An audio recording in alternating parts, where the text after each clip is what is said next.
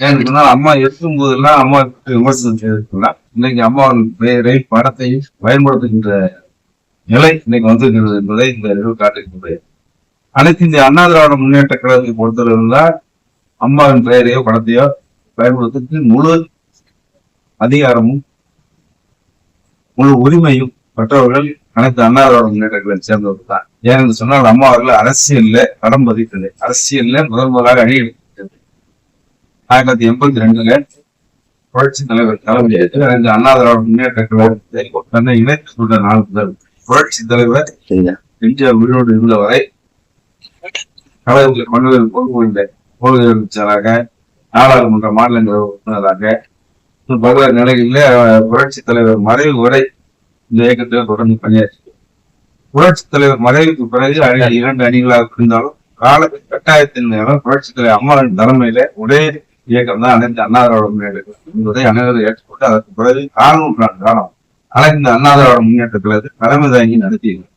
16 ஆண்டு காலம் தமிழகத்தில் பொற்கால முதல்வராக பணியாற்றி, இப்படி இருக்கின்ற சூழ்நிலை அம்மாவின் பெயரை பயன்படுத்தி யார் தார்மீக உண்மையை தகுதியும் படைத்தார்கள் என்பது நாட்டு மக்களுக்கு தெரியும். ஒரு அரசியல் வாக்குறுதிக்காக இவர்கள் பயன்படுத்துகிறார்கள் என்பது அந்த மக்களுக்கும் தெரியும். எனவே இது ஒரு வெட்ட வெளிச்சமாக அரசியலுக்காக அம்மாவின் படத்தை பயன்படுத்துகிறார்கள். இன்னும் சொல்ல போனா டிடிவி தினகரன் அவர்களெல்லாம் கூட்டணி இருந்தாலும் அவர்கள் அனைத்து அண்ணா திராவிட முன்னேற்ற கழகம் வரல, அவர்கள் தனியாக இயக்கத்தை கண்டிப்பார் அம்மா மக்கள் முன்னேற்ற கழகம். அதற்கு அம்மாவுக்கு சம்பந்தமே அந்த இயக்கத்துக்கு அதிமுக என்று சொல்பவர்களுக்கு தான், அதிமுக உறுப்பினராக இருப்பவர்களுக்கு தான் அம்மாவின் பெயரையோ படத்தையும் பயன்படுத்துகிற தார்மீக உரிமை இருக்குது. இல்ல அண்ணாமலை எங்களுக்கு பிரச்சனை இல்லை. பாஜக தமிழ்நாட்டு தமிழர் நலன் சார்ந்த பிரச்சனைகளை முன்னெடுப்பதில் எடப்பாடி அவர்கள் புரட்சி தலைவர் எம்ஜிஆருடைய வழிபடி புரட்சி தலைவர் எம்ஜிஆர் அவர்கள் முதலமைச்சராக இருந்த காலத்துல மத்தியில யார் எந்த அரசாக இருந்தாலும் சரி மத்திய அரசோடு இணக்கமாக சென்றால்தான் தமிழகத்திற்கு போதிய நிதிகளை பெற முடியும், வளர்ச்சி திட்டங்களை பெற முடியும் என்ற கொள்கையில இருந்தவர். அதைத்தான் அதனால்தான் முதல்ல பாரதிய ஜனதா ஆட்சி நேரத்தில் மொரார்ஜி தேசாய் அவர்களுக்கு ஆதரவாக, அதில் கூட சரண் சிங் பாரத பிரதமராக வந்த நேரத்துல அவருக்கும் ஆதரவு அளித்து விட்டு 2 அமைச்சர்கள் தமிழகத்தின் சார்பில் மத்திய அமைச்சர் சத்யவாணி பாலா பலனூர் என்ற 2 மத்திய அமைச்சர்கள் பெற்று மாநில கட்சி குறிப்பாக தமிழகத்துல மத்திய அரசுல பங்கு பெற முடியும் என்ற வரலாற்றை உருவாக்கியவர் இந்த புரட்சி தலைவர் எம்ஜிஆர். அதே வழியில அந்த எடப்பாடி அவர்களும் அம்மாவின் மறைக்கு பிறகு இருந்த காலகட்டத்துல அந்த ஒரு கடுமையான காலகட்டத்துல மத்திய அரசோடு இணக்கமாக சென்றால் தமிழகத்துடைய வளர்ச்சி சார்ந்த பணிகளை நாம் பெற முடியும், வளர்ச்சி திட்டங்களை பெற முடியும் என்ற புரட்சி தலைவர் வழியில எடப்பாடியார் அந்த கொள்கை எடுத்தார். ஆனால் 4 ஆண்டுகள் நாங்கள் அவரோடு இணைந்து பயணித்தோம். அடுத்த தேர்தல் வரையும் கூட 4 ஆண்டுகள் கூட தேர்தல் கூட இருந்தோம். ஆனால் தொடர்ந்து அவர் மத்திய அரசுல இருந்தார், அதிகாரத்துல இன்றைக்கு இருக்கின்றார். தமிழர் நலன் சார்ந்த பிரச்சனைகளை நாங்கள் குறிப்பாக காலங்காலமா தீர்த்த கட்சி தீர்ப்பு, காவிரி பிரச்சனை, முல்லை பெரியார் பிரச்சனை, எய்ம்ஸ் மருத்துவமனை, தமிழர் நீட் தேர்வு விலக்கு, என்எல்சி பிரச்சனை போன்ற முக்கியமான அம்சங்களுக்கு அவரோடு இணக்கமாக இருந்தால் தமிழர்கள் நலன் காக்கப்படும் என்று சொல்லி, ஆனால் மத்தியில் உள்ள பாஜக அது காதலியை வாங்கிக் கொள்ளவில்லை.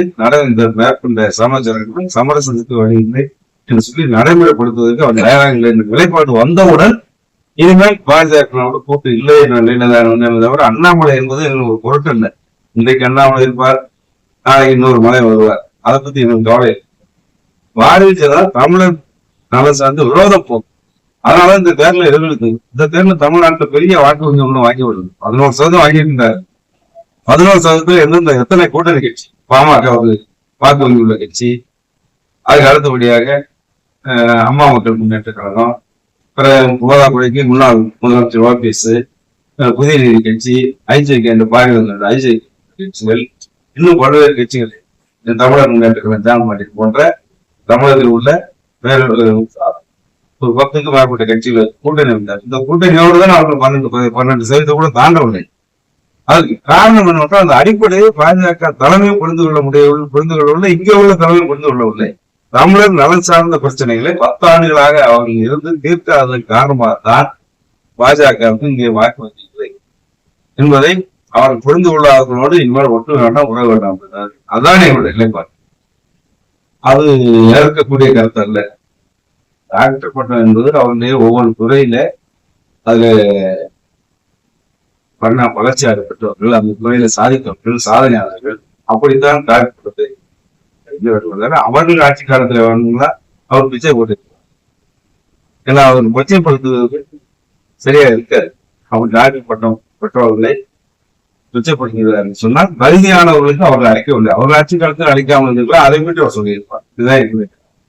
இந்த அம்மா சட்டமன்றத்திலே இருக்காங்க. சட்டமன்றத்துல கேள்வி எழுப்புலங்கிறது நம்ம ஒத்துக்கொள்ள முடியாத விஷயம். சட்டமன்றத்திலே முன்னாள் உணவு அமைச்சர் காமராஜ் என்பவர் இன்றைக்கு சட்டமன்ற உறுப்பினராக எங்களோடு இந்த 62 தேர்தல் தொகுதியில் அனைத்து அண்ணா திராவிட முன்னேற்ற கடந்த முறை விவாதத்தின் போது இந்த வெள்ளம் தெளிவாக பேசி அதற்கு போதிய விளக்கத்தை இன்றைக்குள்ள உணவு அமைச்சர் சக்கரவாணி அவர்கள் விளக்கம் தர முடியவில்லை. அவர் கொடுத்த விளக்கம் ஏற்றுக்கொள்ளக்கூடியதாக இல்லை. சேசனத்திலே பொருட்கள் இல்லை, இன்னென்ன பொருட்கள் குறிப்பாக இல்லை, என்னென்ன பொருட்களை கலப்படம் இருக்கின்றது என்று சொல்லி, இன்னும் சொல்ல போனா பொங்கல் பரிசு தொகுப்பு கொடுக்கிற நேரத்துல அது தரமற்ற பொருளாக இருந்தது என்பதை ஆணித்தரமாக சட்டமன்றத்தில் எடுத்துரைத்து வெளிநடப்படம் செய்து அது சம்பந்தமாக ஆர்ப்பாட்டம் தமிழகம் முழுவதும் ஆர்ப்பாட்டம் செய்த கட்சி அனைந்த அண்ணா திராவிட முன்னேற்ற கழகம். எனவே இது சரியாக எடுத்து சொல்லவில்லை என்ற கருத்து சரியானது அல்ல. தேவையான நேரத்துல சட்டமன்றத்துல வாய்ப்பு கிடைக்கும் போதெல்லாம் இதை பற்றி எதிர்கட்சி தலைவர் எடப்பாடி அவர்கள் இங்க பதிவு வைத்திருக்கின்றார். சட்டசபை குறிப்பில் இதெல்லாம் அவங்களுக்கு தெரியாது. ஏன்னா அவங்க இதுவரைக்கும் சட்டமன்றத்துல அங்க வைக்க விட்டது. எனவே அவங்களுக்கு தெரியாது. ஏதோ அரசியல் ஏதோ இழுப்பை காட்டிக் கொள்வதற்கு அவர் சொல்வதாக இது. பாதகம் செய்பவரை கண்டால் நாம் பயங்கொள்ளலாகாது பாப்பா, மோதி மிதித்து விடு பாப்பா, அவர் முகத்தில் உமிழ்ந்து விடு பாப்பா. அண்மை செய்திகளை உடனுக்குடன் தெரிந்து கொள்ள இணைந்திருங்கள் இயம்நாடு தொலைக்காட்சியுடன்.